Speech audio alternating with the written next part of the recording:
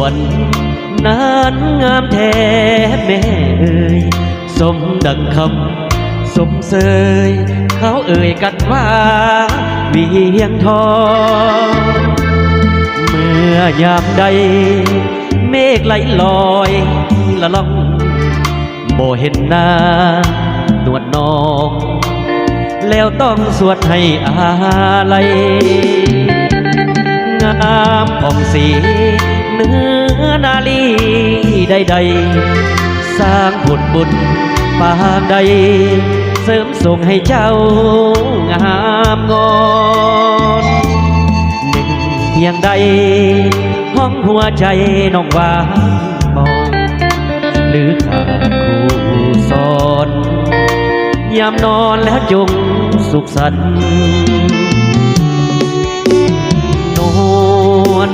น้องเวียงสวรรค์คนดีเจ้าเป็นเท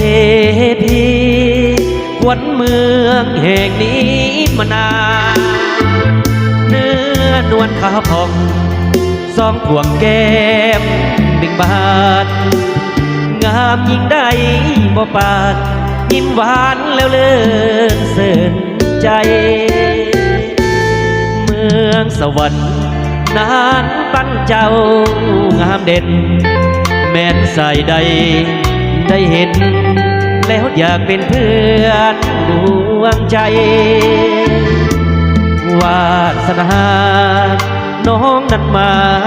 เคียงไกลสมดังดวงใจไฟฝันหักนางแน่นอน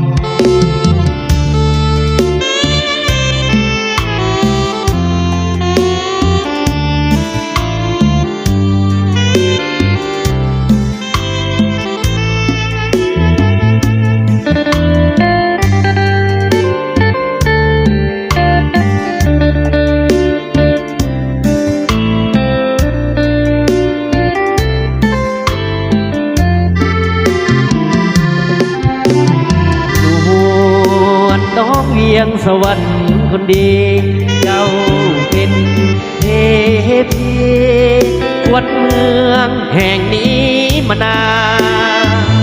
เนื้อนวลขาวผ่องสองพวงแก้มบิ่งบานงามยิ่งได้บ่ปานยิ้มหวานแล้วเลิศเสินใจเมืองสวรรค์นานปั้นเจ้างามเด่นแม้นสายใดได้เห็นแล้วอยากเป็นเพื่อนดวงใจวาสนาน้องนั้นมาเคียงไกลสมดังดวงใจไฟฝันหักนางแน่นอน